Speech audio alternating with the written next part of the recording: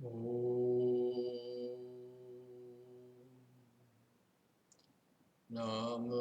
srashtam manumapi shachi putram matra swarupam rupam tasyagrajam purupurim mathurim oshravati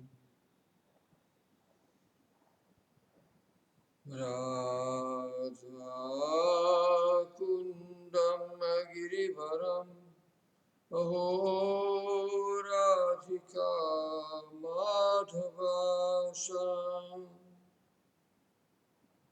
Prapto Yasya Prasita Kripaya Sri Gurum Tanatosmi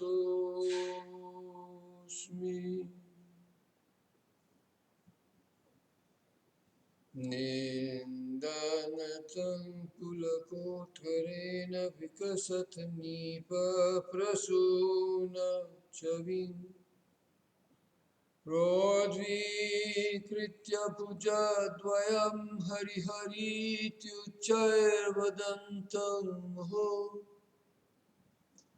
Nityantam drutamasru nirjarachaya iksincantam urvitalam Gayantam nijapashadai parivritam Tam gaurameva stumaham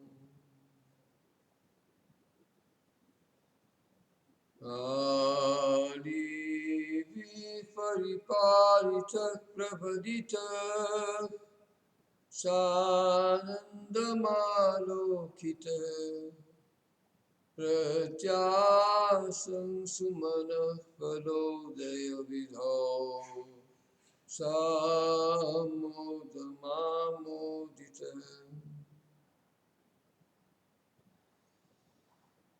Vrindaranya bhuvi prakasha madhura Sarvati sai sriya Radha madhavayo pramodayatu mam Ulalasa kalpadruma Jarupa sanatana bhatta raghunath Sri Jiva Gopala Bhatta Dasa Raghunath Echai Gosair Kori Charana Vandam Javite Vignana Avishta Puram Hare Krishna Krishna Krishna Hare Hare Hare Rama Rama Rama Hare Hare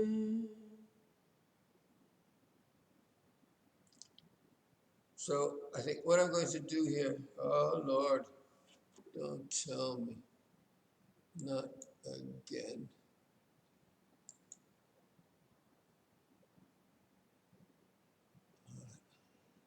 I have sometimes trouble with the mic. So it tells me it's on, but it tells me also it's on. Nitai Gaur Premanandi Hari Hari. All right, so we're in the 13th. Anuched Priti Sandarbha. So yesterday I went a bit all over the place because of these Shruti statements. So I'm just going to read through.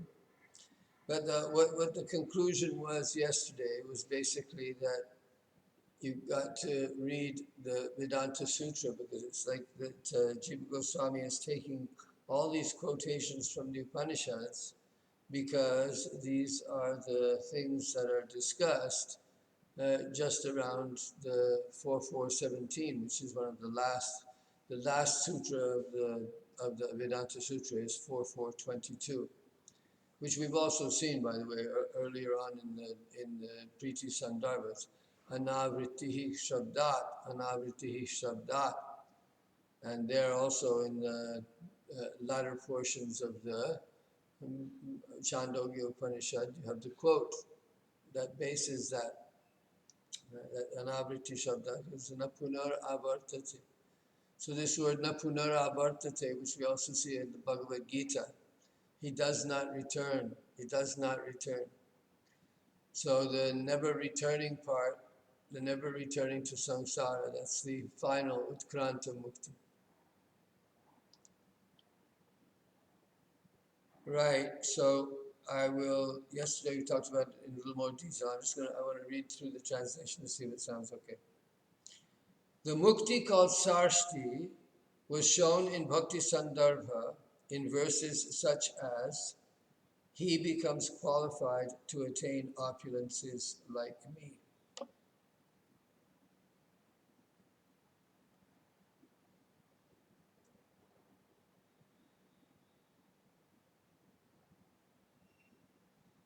I wonder why I don't put the whole verse there. Well, the mukti called sarshti was shown in Bhakti Sandarbha in verses such as Srimad Bhagavatam 11:29-35, where it says, he becomes qualified to attain opulence like me. There are also the following Shruti statements.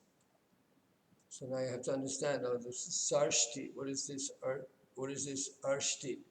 The sarshti, there's something called arshti, which is not in the dictionary, arshti. So what exactly arshti is being explained here in an indirect fashion. So he becomes qualified to attain opulence like me. We discussed that yesterday. Atma Bhuyaya and Brahma Bhuyaya. And what Baladevidya Bhushan has to say about Brahma Bhuyaya. But anyway, so that was the closest, the definition to opulence is like me. He attains the same characteristics, he has the same powers, the same, so on. So there were the 8 qualities that were mentioned. And then what does he do? It's all about the Brahmalokam, right? What is this Brahmalokam? So Shrutis Chatra, so this is 8.12.3, Satatra Pariyeti, Jakshan Kriran Ramamanaha Ityadika. So that's a whole section there where it talks about the liberated soul eating and playing and enjoying himself and so on, enjoying himself with women also, it may go so far as to mention. Indeed, we should go so far as to mention, because it comes up again a little bit later on in this particular section here. So what then would be the difference between this liberated state and swarga? And indeed, this word swarga does pop into the picture here in some parts of this Chandogya Upanishad section. Nevertheless, it is being presented here as the state of affairs in the Brahmalokam, in the state of liberation.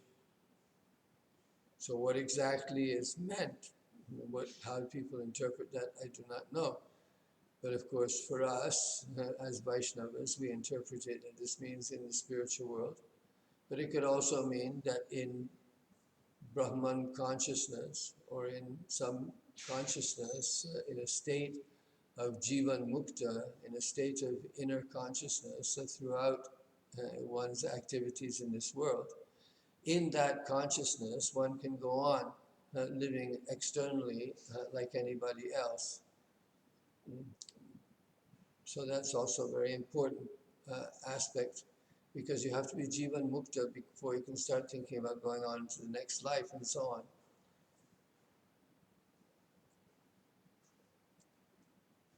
So the Taittiriya Upanishad one, he gets sovereignty, apnoti swarajyam. So there again, it's a description of the realized soul. apnoti swarajam. Swarajam becomes, he gets an empire. He gets independence. Swaraj. This is a big cry in India for independence.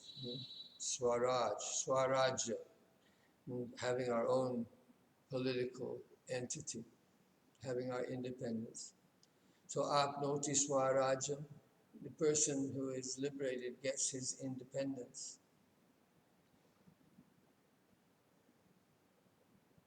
And sarve asmai deva balim aharanti, all the gods carry oblations to that person. They all come with balim, they come with presence, there is the translation. All the gods bring him offerings. Tasya sarveshu lokeshu kamacharo bhavati. So this is a big one here. That in all worlds, he can move about as he likes. Kamacharo, that's the way I'm interpreting the word kamacharo. He can freely travel to all planets. And Sarveshwara, he is the supreme controller. He is the controller of all. So all these things are being stated, so all these things were given also in the run-up to the Vedanta Sutra that he now quotes. So that's Jagad Vyapara Varjam, these three words. So ityadi nyayena srishti stityadi samartyam tasya na bhavati kuto vaikunteshwaryadikam. So according to the Vedanta Sutra, with the exception of matters related to the universe, a liberated person does not get the ability to create, maintain, and annihilate the world. What to speak of becoming the supreme master of the opulences of Vaikuntha. Uktam sha adrishtvanyatamam loke ityadi tato bhaktam eva samanaishwaryam. Ata evanimadi praptir api angshenaiva geya. Okay, so now we put some limits on this. Sarveshwara, that was pretty heavy. All these things that he can do, he can move about freely from planet to planet. He's a kamacharaha. And that word is used several times there in that section of the Chandogya. So it's an important concept that's being repeated. The idea of free movement. I don't know if it's a political statement, but at any rate, for the individual having that freedom of movement, the freedom of movement, or somehow or other, that freedom of movement, he's not restrained by the limitations placed upon him by the body. At any rate here, so the distinction between Bhagavan and the liberated souls is also implied in verses such as, this is what Krishna says to Vasudeva and Devaki. And Krishna says this to Vasudeva and Devaki, I did not find anyone in the world equal to me in qualities of disposition or generosity. Thus I myself became your son, known as Prishni Garbha. So that was the thing, that Prishni Garbha. So Prishni, and what is it? Prishni.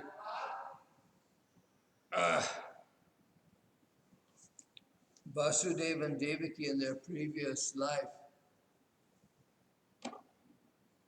Vasudeva and Devaki in their previous life, they had, they were also Krishna's parents.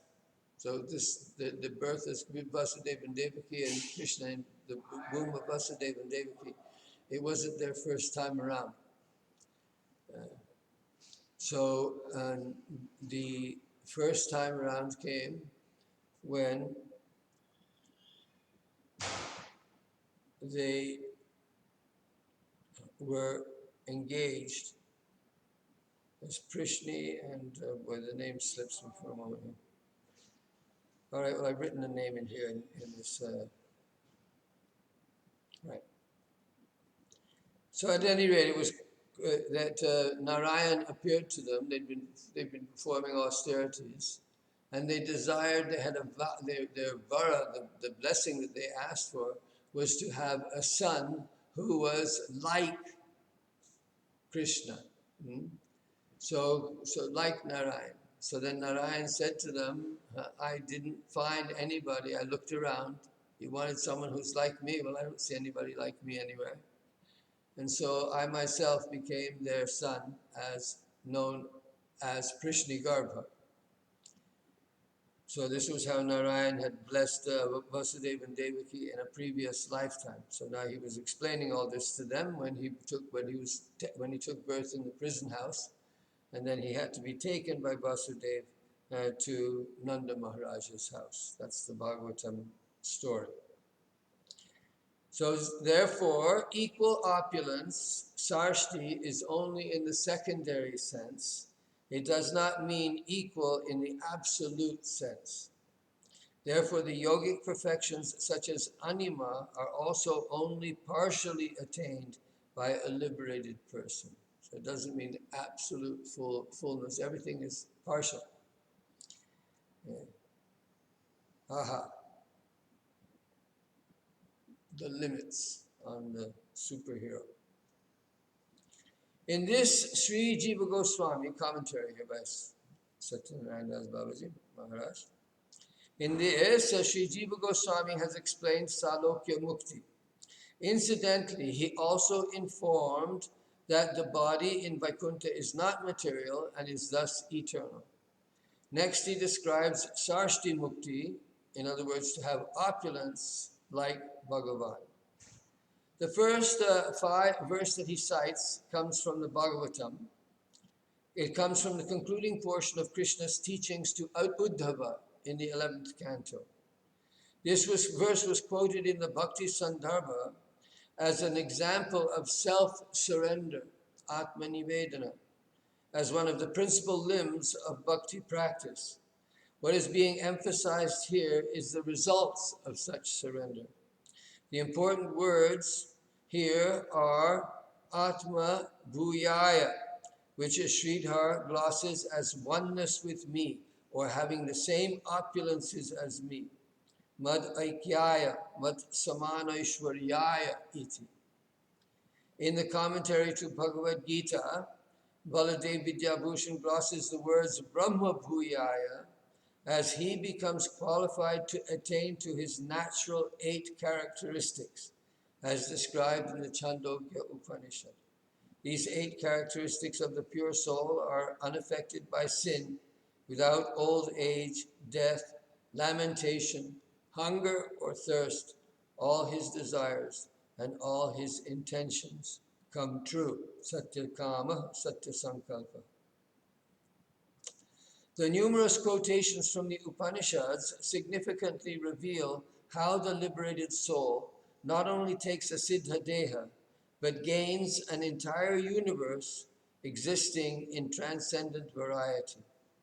The 8 characteristics of the liberated soul given by Baladev and other Vedantists are supplemented by other such descriptions in these latter portions of the Chandogya, many of which we have already been quoted to substantiate the continued existence of the liberated individual consciousness in a transcendent realm after death. In this way, Sri Jiva Goswami Prabhu demonstrates the continuity of the Bhagavata tradition with that of the Upanishads. Sri Jiva Goswami comments that when it is mentioned that a mukta attains opulence and powers like Bhagavan, it should be taken in a secondary sense. It does not mean that he has all divine powers in full. If that were so, then there would be no difference between them and Bhagavan, and there could be no relation of servant and served between them. But such is not the case. The mukta does not have all the powers of Bhagavan. He cannot run the affairs of the universe. This is affirmed by the Vedanta Sutra cited here. Moreover, even the powers that a mukta person has are very limited. Thus it can be said that a mukta has immense powers in comparison to a conditioned being, but in comparison to Bhagavan, they are still very limited. Many of the above citations from the Upanishad form part of the discussion in the Vedanta to the sutras both preceding and following 4.4.17. Just thought I'd let you know that you can go there and get more information on this from the discussion in the Govinda Bhashya. When Sri Krishna took birth in Kamsa's prison house, he explained to his parents Vasudeva and Devaki how he had come to take birth as their son. In their previous life as Sutapa and Prishni, they had prayed to Narayana to have a son just like him. Varang mat sadrishang sutam. But Krishna says he found no one equal to him anywhere, and so was obliged to personally become their child. So even though many of the opulences of Bhagavan are obtained by the liberated individual who has attained Sarshti Mukti, there is no one who could possibly be equal to him. Swayam tvasamyati shayas triyadhisha swaraja lakshmyapta samastakamaha baling harad bhischiralokapalai kirita kotirita padapita.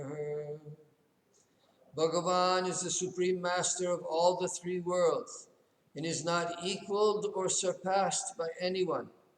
All his desires are fully satisfied by virtue of his own supreme opulence. The immortal guardians of the spheres place the crests of their crowns on his footrest while offering their presents to him. So we just had that Balim Harad Bhis, the Balim, they're bringing the Bali, they're bringing the oblations. It's a beautiful verse. This is from Vidura, right? Uddhava and Vidura. Swayam tavasamyati shayas triyadisha swaraja lakshmyapta samastakamaha baling harad bhischiralokapalai kirita kotirita padapita. One more time for good luck. Things should be done 3 times, at least 2 times. Yoga exercises, for example. When you do a yoga exercise, the first time you do it, you should go through it quickly. And then do it meditatively the second time. Swayam tvasamyati shayas triyadhisha swaraja lakshmyapta samastakamaha baling harad bhischiralokapalai kirita kotirita padapita. Another general point that can be made from the citations, the Mukta Purusha with the same opulences as Bhagavan is worshipable like Bhagavan. Sarvesmai Deva Balim Aharanti. Thus, the gods come with presents and offerings for the liberated soul, just as they do for him. So that's really perhaps where the opulence lies. All right, so that's from yesterday. That's what we should have all gone through that yesterday, and I wanted to just go through it in one, because I think that I veered off topic a little bit too much yesterday. I wanted to go through all these passages from the Upanishads, and I still think it would be a good idea, but I don't want to be slowed down too much. So I did what I could with those Upanishads, found what information I possibly could. It's not the type of thing that you do just to get information. As I did that recording of the 7th of the Bhagavn. So in that Bhagavn, you have to expect there's going to be repetition and so on and so forth. There's a certain ritual feel to the way that things like this are recited. All right, so the Bhagavatam, of course, is not that kind of Sanskrit. It's different Sanskrit. All right, so here we come with today's offering. So now this is another subject, or seems to be another subject entirely. So we'll call this, well, we have to give it a title, and I say I don't have a title here for it. I think that we can call this, well, yes, so actually it gives its own title. The benediction, the blessings of God are eternal. Let's try that. The blessings of Bhagavan are, whoops,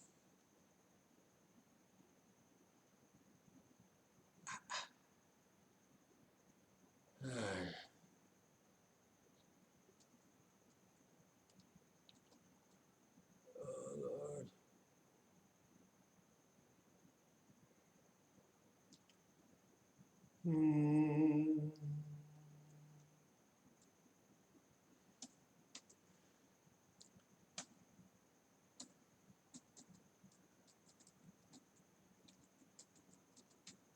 All right, sorry for that. I'm getting a bit off track. 13.4, the blessings of Bhagavan are imperishable. So, Sri Bhagavata Prasada Labdha Sampattehe Cha Vinashpuratvam Aha Dvayam Eva. So this appears to be something of a different subject. So he says the wealth or the opulences that are gained through the grace of the Lord are not perishable. They are they're non-destructible. They're never lost. All right, so let's take that from a very general point of view to begin with. First of all, everything that we get by God's grace, but the things that we really get by God's grace are insight and understanding. If God gives grace to us, then He gives us understanding. And if we have understanding, we're immediately understanding the truth, that sets you free. So if you have that blessing, God gives you the blessing of prema. These are where the blessings of God lie. But sometimes there can be other kinds of blessings also. So we already talked about that a little bit in relationship. I think it was in Anucheta 7 when we were talking about people who had attained liberation, who had seen Krishna. In other words, and the whole discussion was centered around seeing Krishna. Can you see Krishna without seeing him? Can you see Krishna when not being in his presence? When in his presence, how are the different people who see him, how are they seeing him? And so on. So the idea basically was being given that if you see Krishna but with prema, with priti, then you're mukta proof, then you've attained liberation. Simply seeing Krishna without that extra mercy of the internal potency comes and touches your eyes with a magic wand, and suddenly you can see the divinity within all things. Or you can just see Krishna in his original form standing before you in whatsoever lila he happens to be playing at the time. So, but here he's saying that there are other kinds of sampatti. So this is not exactly the same thing. Are we still talking about sarshti, or is this a subsection of sarshti? And is it sarshti that's being spoken of, or is it just being something that that this is the expression of these? Let's say it's a concrete example of what Jiva Goswami means when he says that what he means by Aishwarya. what he means by sarshti, what he means by having powers, what happens when an individual liberated soul has powers like those of God. What does he do? That's the question that's being asked here. So, but whatever the case is, you have to remember that these powers that are given by God, because the devotee only gets it by the mercy of God, it's not otherwise. These powers are all being bestowed by the grace of God, by the grace of the Ishvara, by the grace of Bhagavan. So now this is so sometimes there are these powers that are bestowed on a liberated soul. That's the point. And these powers should not be taken as mundane, just like before when we were talking about those devotees, like the examples were quite, where they apparently forget Krishna, for instance. They don't show the symptoms of complete pure devotion. So if they're not showing the complete symptoms of pure devotion, then how can we say that they've attained the summit of perfection? This was a problem. It was a bit of an apichet suduracharo situation there. So of course, not to take that too seriously, Jiva Goswami came down to say that you have to weigh the pros and cons. You have to see where the symptoms lie. Are the symptoms there of the symptoms, the primary indications are that the person is committed to bhakti sincerely, or that he's primarily committed to performing sinful acts and using bhakti to simply further his ends. This is what one has to judge. So it's the same thing here, the powers that one has, how does one use those powers?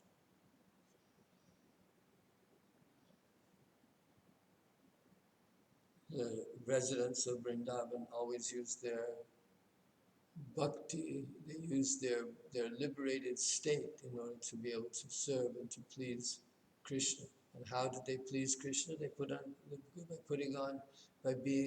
by loving him, by just living with him and playing the Leela and doing that Leela, loving him with the totality of their being.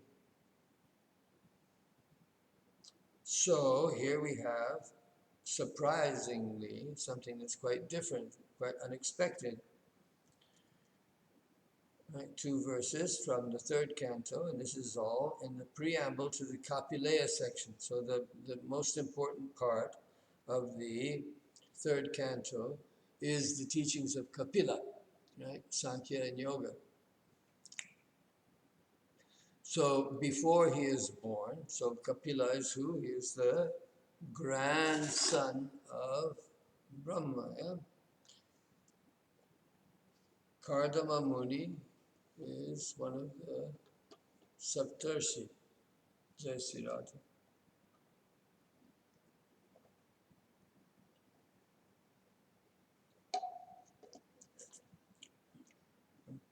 And Devahuti is the son of Swayambhuva Manu. And Kardama Muni is a Prajapati. But like many of these early Prajapatis, he didn't really want to go through with it. He wanted to be a renunciate. He wanted to spend his time in bhajan. He wanted to spend his time in sadhana, in yoga, meditation, performing austerities. And so when he gets married to Devahuti, for several years, I forget how many years, if there's sufficient Puranic hyperbole, it would be in the multiples of the thousands, that he performed these austerities, and Devahuti, she served him loyally and faithfully throughout this time, like Bhavani, like Parvati served Shiva. So Parvati is famous for her service to Shiva when he was in meditation. She would make all the preparations and everything. He had to accept her service. So these verses, now this verse here is what is being spoken by Kardama Muni to Devahuti after she has done all this service to him. Ye me swadharma niratasya tapak samadhi vidyatma yoga vijita bhagavat prasada Tane bate madanu sevanaya varuddhan drishting prapashya vitaramya bhayana shokan Anye punar bhagavato bhruva udvijrimbhya vibramshitat rachana kimurukramasya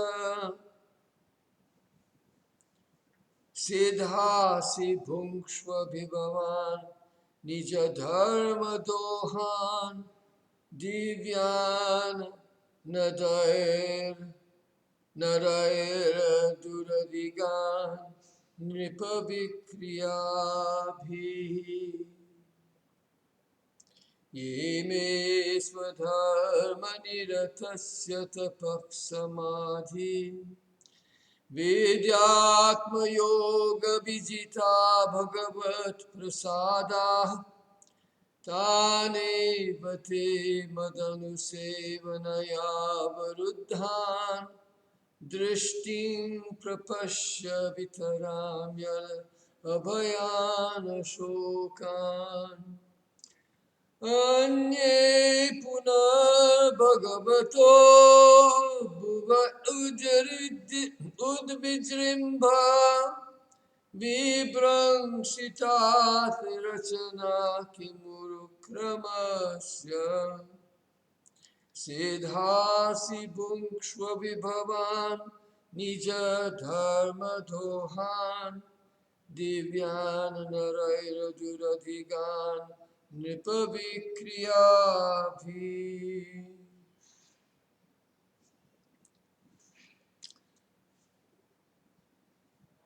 The opulence attained by the grace of Bhagavan is imperishable.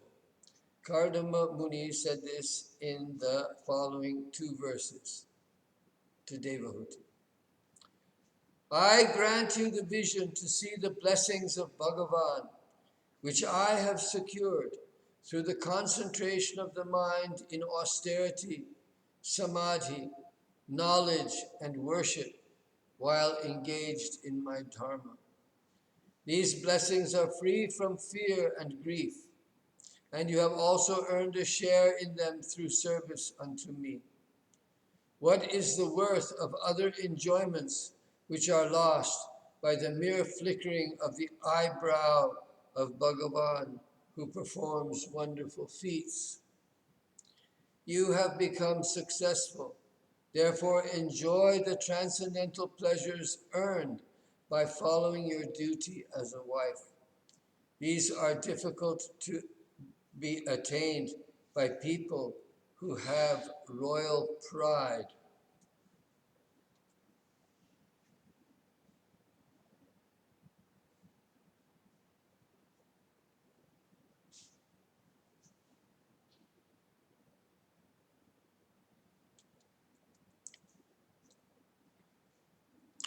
Tapascha samadhischa vidya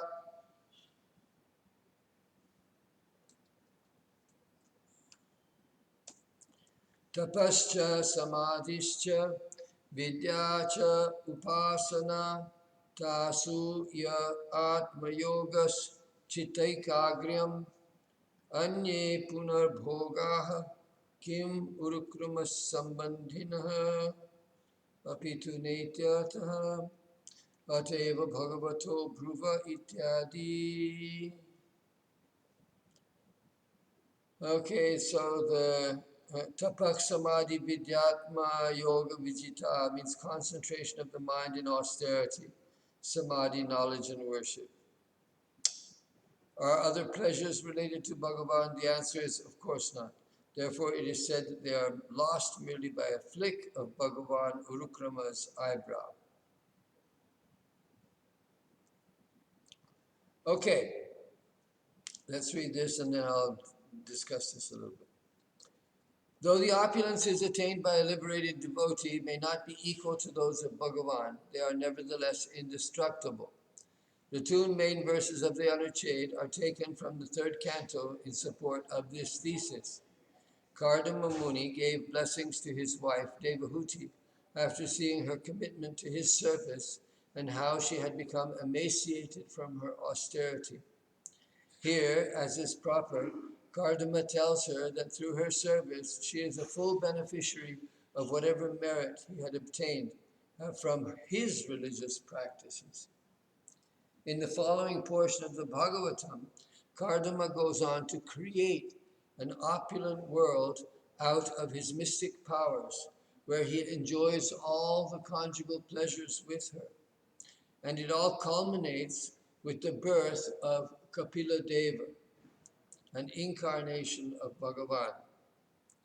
In view of the context, both in its beginning and in its conclusion, it is being said that a devotee experiences the blessings of Bhagavan, the opulences, and even the sensual enjoyments that are experienced through them, and ultimately dovetails it all in his service. This cycle of blessings and service goes on eternally, and thus it is here called imperishable. Okay, so the sense enjoyments. Now this is an interesting point. Because what happens is that Devaki says, look, so what is Devaki when she says, why don't we go and take a look at that part of the Bhagavatam? Let's see, I have the file here somewhere, it's chapter 3, verse 323, 7, 8.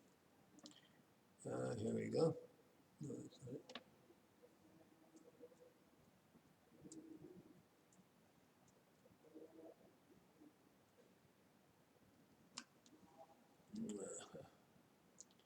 I don't have the file, I'm sorry.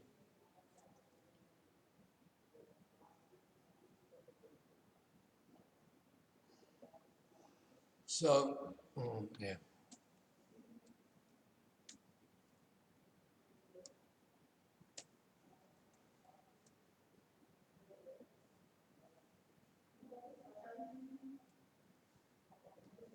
Yeah, this is what Devahuti, whoops, excuse me.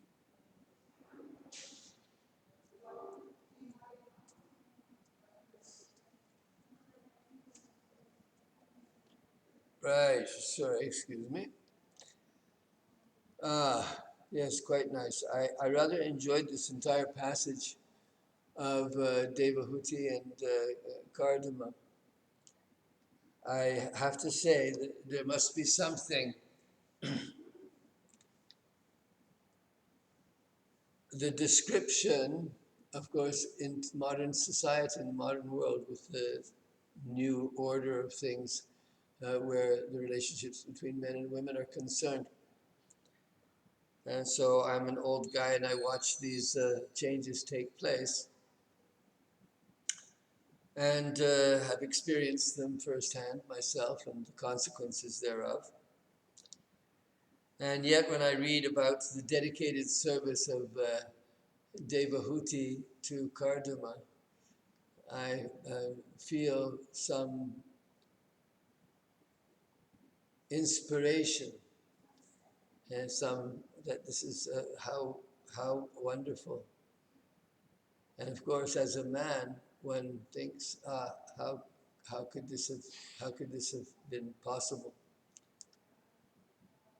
How could it have been possible?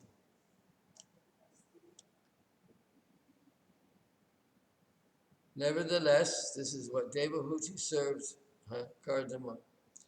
And so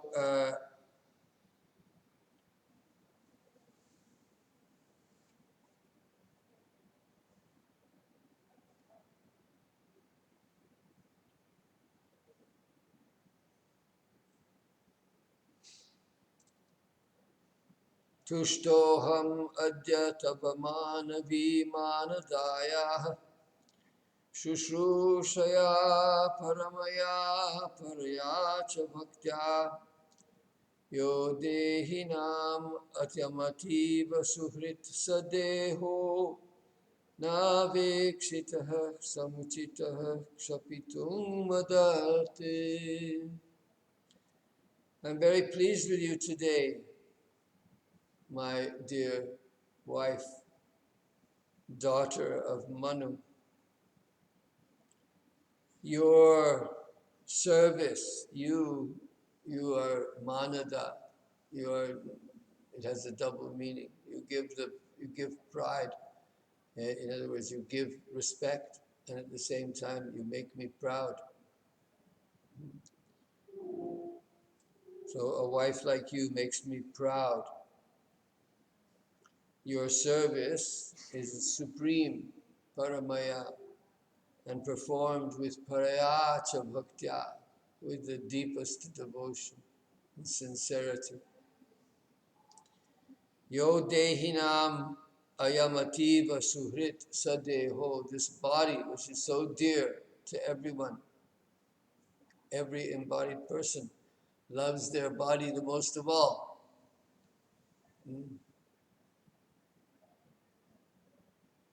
Got to take care of that body, but you are nabekshita, you paid no attention to it and thought it appropriate to let it waste away for my sake.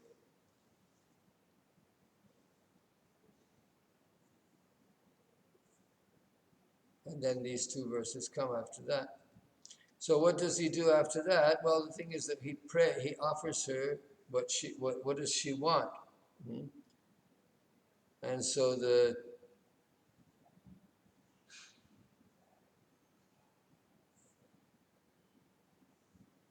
this is what she said.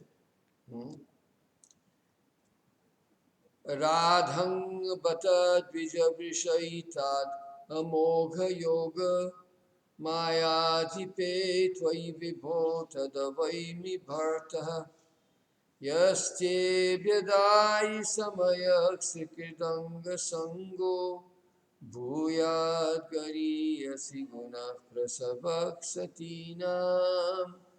So basically what she's doing, she's praying to have a child. She wants him to make love to her. The word anga sanga. She wants him to make love to her so that they can have a child. So she calls him Dvija Brisha. So Brisha means bull, right? So she's actually saying that she wants to make love with him, wants to make love to him. So she's telling him that he is a bull. He's a sage, but still, he is a bull in his sexual prowess or potential sexual prowess. So you're perfected. Your yoga has been perfected, she says to him. I know this now. You are vibhu. You are bhartaha. So she said all these different vocatives she's using. Amogha yoga mayadhipe. You are the master of faultless yogic illusory power.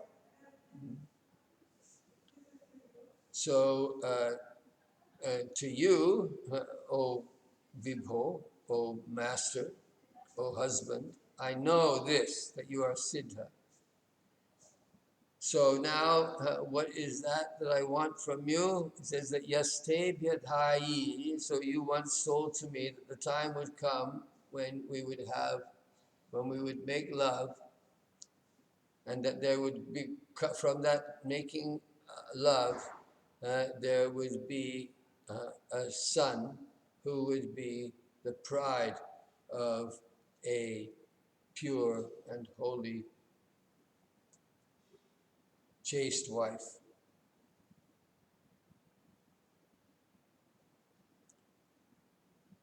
So tatreti krityam upashikshayatopadesham Yene shamay karshito titrirang sayatma siddhyete te kritamano bhavadharshitaya Dīnastadī sabhavanam sadrisham vichakshvam. So she asks him to instruct her because her body has become thin on account of her desire to enjoy with him. Atirirangsaya, extreme sensual desire. Siddhyeta te kritamano bhavadarshitaya. I am being attacked by lusty desires, by erotic desires. So how will this body, how will this self be fulfilled? How will its desires be fulfilled? So you, O Master, you please come up with a bhavanam, with a world for that. I think we'll come up with a bhavanam. Bhavanam usually means house. So then priyaya priyaman vichan kardamo yogamastitah vimanam kamagam kshattastarhiva virachikarat. So here we have the word kamagam, kamacharo. He can act freely wherever he goes, or can go wherever he wants. So Maitreya says, "Oh Vidura," that's right, we are talking to Vidura here.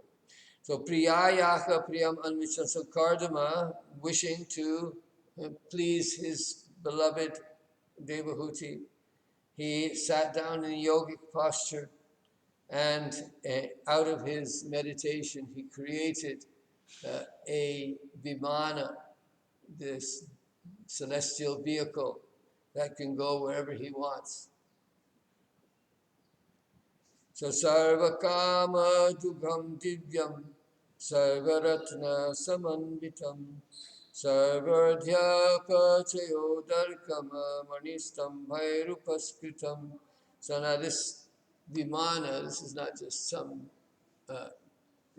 airplane or something. The way we talk, we think of it as a flower chariot of some kind of flower airplane. Got the translation that comes usually given for that. Well, this vimana has pillars, and it has pillars made of jewels, and it has all precious stones, and it's fully satisfying, fulfills all desires.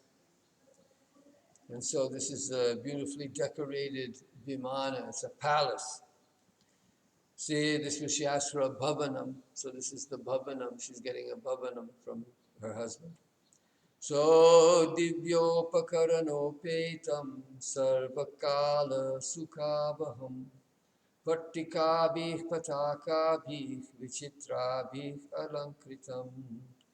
So it will give the pleasure of all the seasons. It has all the accessories that are necessary to make it comfortable. And there are flags and festoons all about, very colorfully decorating it. Sragdhir vichitramalyadhir manjushinjat sharangribhihi dukula kshoma kosheyai nana vastrair virajitam. And there are flower garlands all over the place with different flowers and so on. And also there are bees that are attracted to these garlands and are buzzing around them. And there are silken and other precious cloth that are hanging and decorating the walls. Upari vinyasta nilayeshu pritak pritak Kshiptai Kashipubhi Kantam Aparyanka Vyajanasamai. So there are all these layers, these different, all these different uh, separate rooms that are layered up like a staircase, and everywhere uh, um, there are the pillows and bedding, uh, and the mattresses covered with cloth. So tatra vinikshipta nana shilpopashobhitam mahamarkastalya justang vidruma vedibihi. And so there are seats to sit on, and raised places. A vedi is a raised portion for sitting, probably out on the balcony kind of thing, with nicely decorated pillars and so on. That's to make a very attractive environment.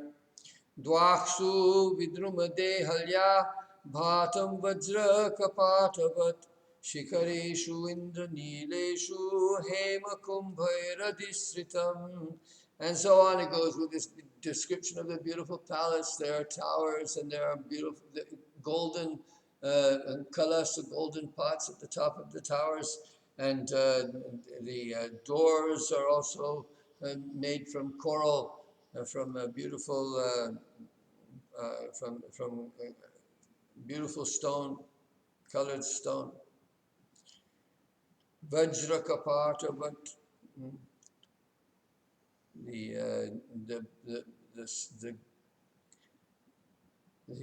gates, the doors in the doorways are like thunderbolt, like lightning bolts, impenetrable. Chakshushmat pamaragagriyair vajravitti shunirmitaih jushtang vichitravaitanair maharhair hematoranai. So this description, I'm going to skip a little bit.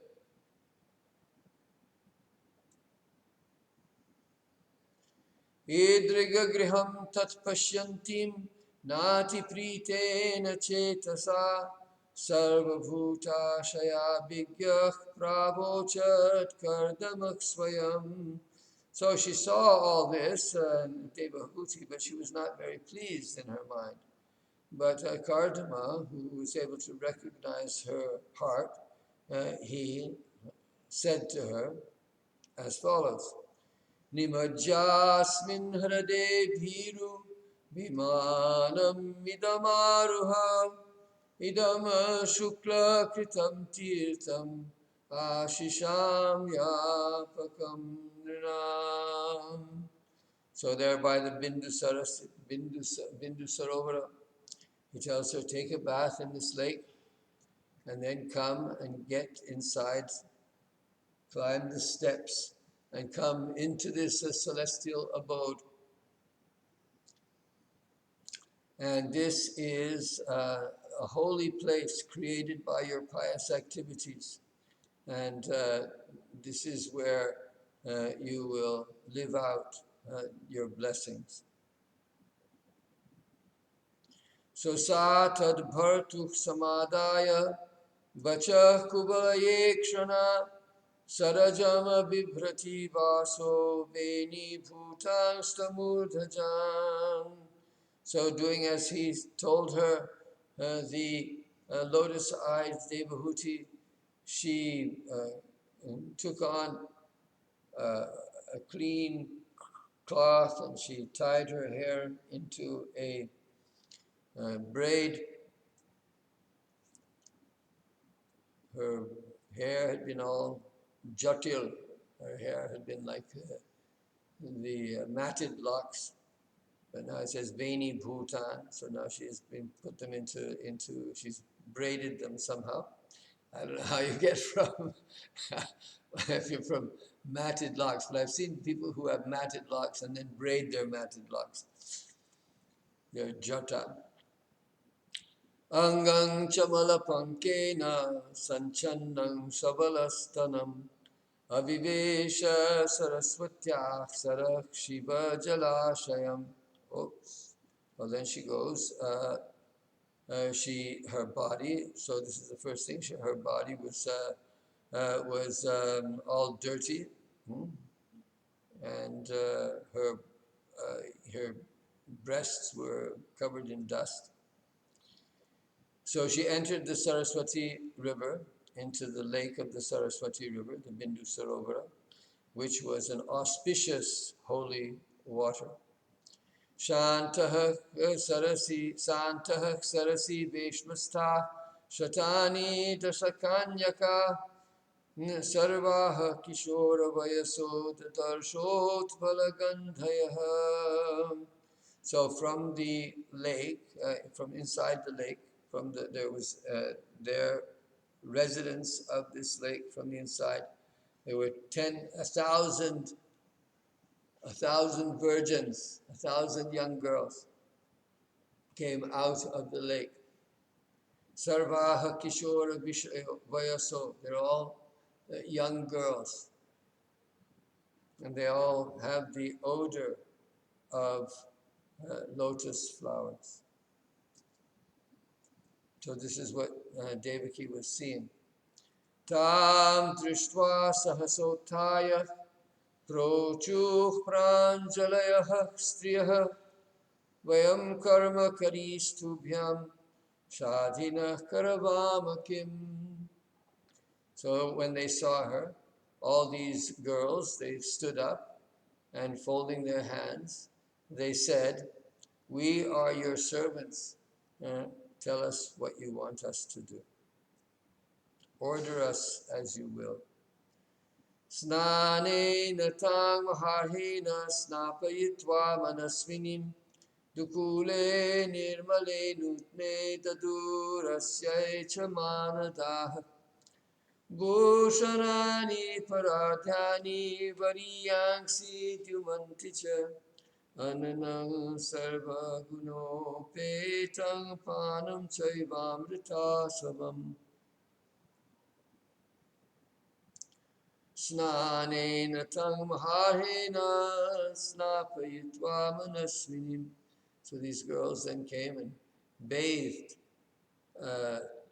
Devahuti with all the paraphernalia that goes into a bath, all the different, of course now women have so many products that they put on their bodies and on their skin. And so this was even in the scenes of Radharani's bath. They usually call it udvartan, that you put an oil on the body and then the oil is rubbed off for the bath rather than using soap. That was the method of cleaning. So they would have scented oils that were specifically beneficial to the skin and were fragrant. And then it was those oils would then be taken off with another product, an udvartan, so some kind of and again a scented product that would take the oil off the skin. And then after all that procedure has taken place, one would take the bath with water. And that also would be scented water with camphor and flowers. So this is the bath that Devahuti is getting from all her servant girls, these divine servant girls who come out of the Bindu Sarovara. And she's getting the full treatment here, the full spa treatment. Dukule nirmale nutne dadurasyai chamanada. Very respectfully, they came and gave new clothes. They dressed her in new, beautiful clothes. Bhushanani paradhyani variyangsi dumanticha. They gave her jewelry that was the most beautiful to wear, decorated her whole body with various ornaments. And they gave her food that was filled with all good qualities, and to drink also equal to amrita. Ata darshe swamatmanam Sragvinam vidyajambaram virajam kritaswastyanam kanyabhir bahumanitam.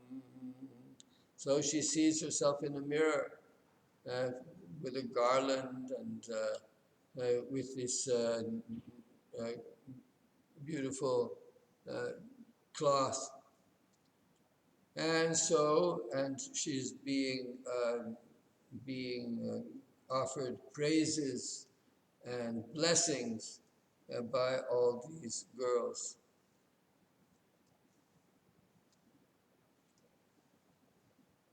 So snatam krita shirak snanam sarvabharana bhushitam nishkagrivam abalayanam akujat kanchananupuram.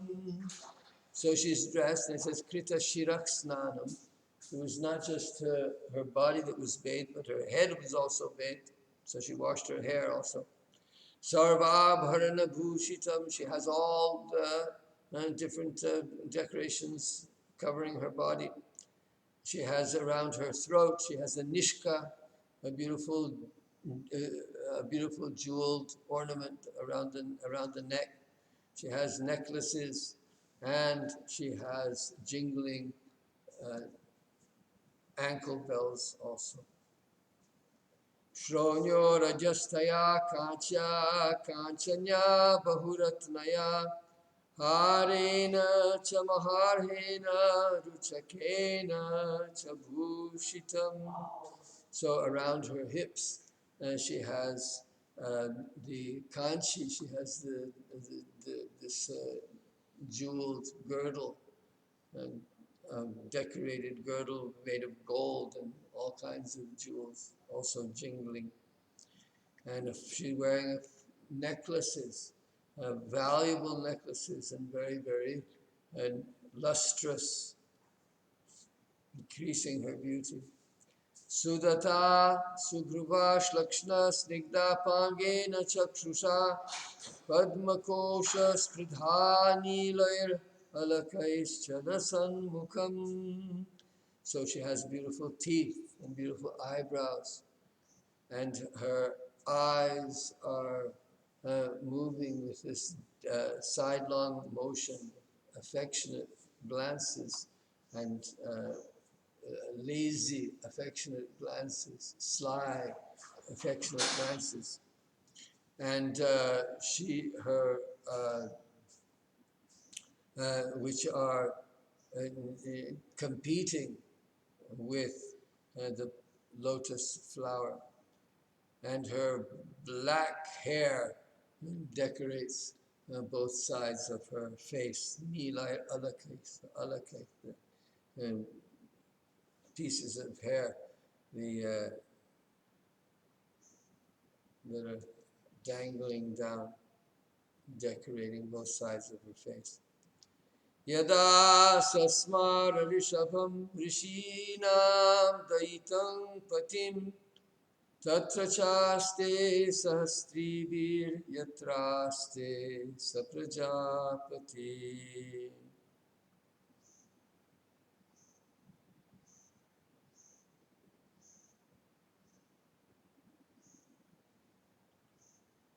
So when she remembered, and she suddenly started to think of her husband. Yada sasmara rishabham. So she's remembered, when she remembered him, who is what? He's the Rishina, the beloved of the Rishis, and her husband. And then she recognized that where he was, there she was also. In other words, that he was right there. Bhartuh purastad atmanam stri sahasra vritam tada nishamya tad yoga gatim sanshayam pratyapadyata. So in front of her husband, she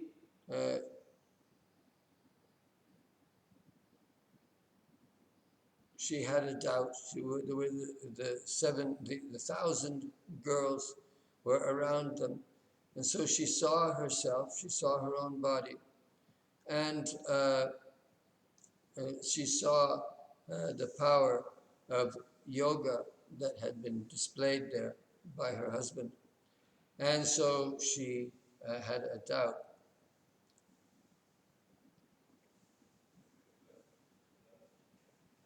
Well, let's just, this is the introductory portion. So this is a very classical type of description of the woman's form. And you'll see variations on the same thing in descriptions of Radharani's bath.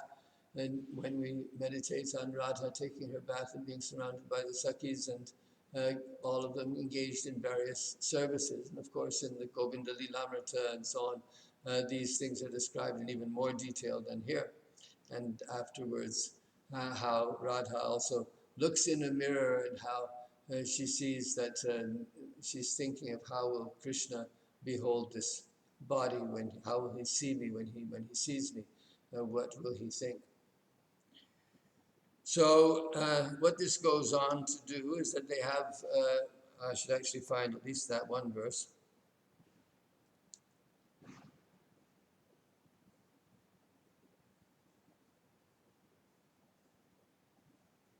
So they go into this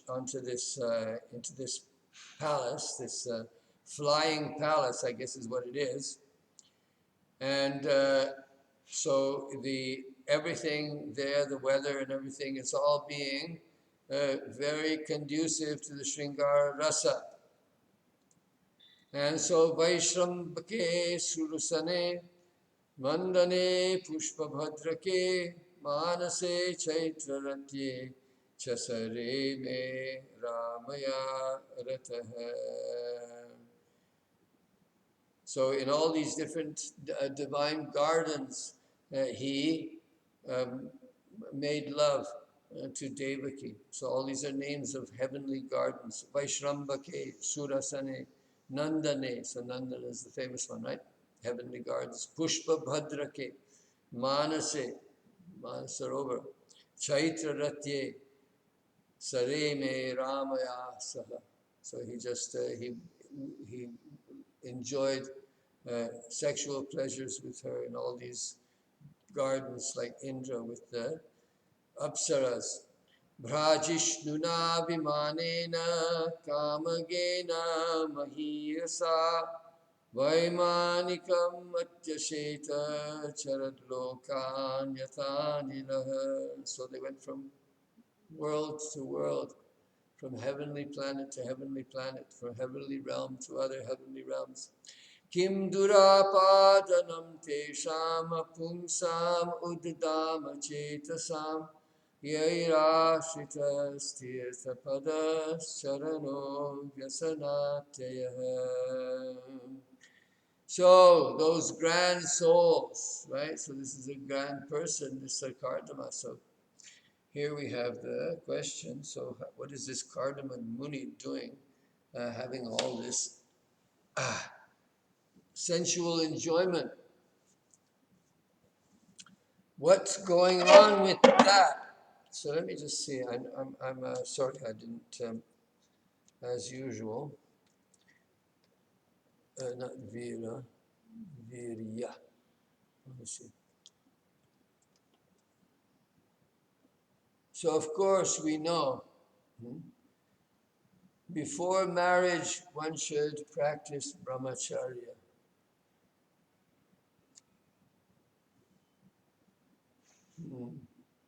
Ananta Virya. Is that part? Ananta Virya.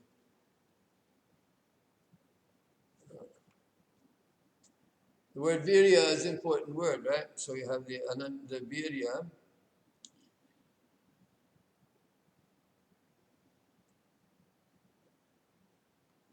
Viryaja. So just going to Vichitra Virya. So Bhutena Adatta Viryavan. Viryam Adatta Viryavan. Kala Vritya tu Mayayam Guna Mayam Adhokshajaha Purushenatma Bhutena Viryam Adatta Viryavan. So the idea there in the creation that God impregnates the world with his virya, right? So here Kardama is not passing semen, right? They're making love, in all these places. And Kardama is building the power of his seminal discharge. That's what's going on. And so all these activities are going. He's a Prajapati. So as a Prajapati, he's going to produce offspring. That's his prime duty. So he wants that he wants his offspring to be first class offspring. So the way to do it is to preserve the semen. And to preserve the semen, and then when the time is right, when the moment is auspicious, when the stars have aligned, when the woman is at her optimum fertility, then they can have the climax to their 1,000 years of lovemaking. That is the way that the idea of seminal retention and the function of reproduction. So sometimes it's said that sex has no pleasure function. It's only that the mistake or error is when we start to think of sexuality as having only a pleasure function, rather than purely reproductive one. So the yogis, they thought, well, why should we do that? We don't have to have children. We can have sex without having children. And it's more fun when you don't, when you retain the semen, because it lasts longer.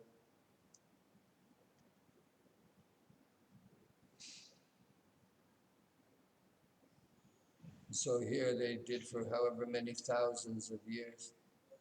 So now what's going on here? What is this talking about? Is this the Sarshti Mukti? Is this the Sarshti Mukti that one enjoys in the way that Krishna enjoys? Well, that doesn't sound quite like something a devotee would really do. But here in this particular case, Kardama and Devahuti, they have 9 daughters and a son, if I remember correctly. And the son is Kapila Dev. And so Kapila Dev is going to give instructions to his mother in yoga and Sankhya. So the product of their enjoyment, so it would almost seem to say that if the parents make love in such a way and that their pleasure has been optimized to a state that is beyond imagining, almost, then that can result in the transmission of seed to the mother and the production of a child who is an avatar, who is endowed with genius capabilities. Well, that is, I believe, the way that people used to think. I don't think that this was any kind of exotic or esoteric knowledge. It was something that was, in theory, known, though not necessarily practiced. So that's all I wanted to say. I wanted to say Devahuti and Kardama Muni. We're not going to find fault with them. And we should assume that after so many thousands of years or however long the two of them spent performing austerities, that the benefits of those austerities are not just simply external, but they're also internal. And that their constant meditation of the Supreme will not be stopped or hindered by their love for one another, but rather it will be enhanced. Just like Kardama's austerities were enhanced by the service that Devahuti provided to him while he was doing it. Well, we live in a different age, but I can tell you, like I said at the beginning, that this has gives me a warm feeling that to think that a husband and a wife can work together to fulfill a particular purpose.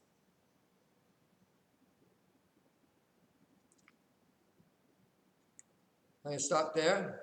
So this is the end of Anucheda 13.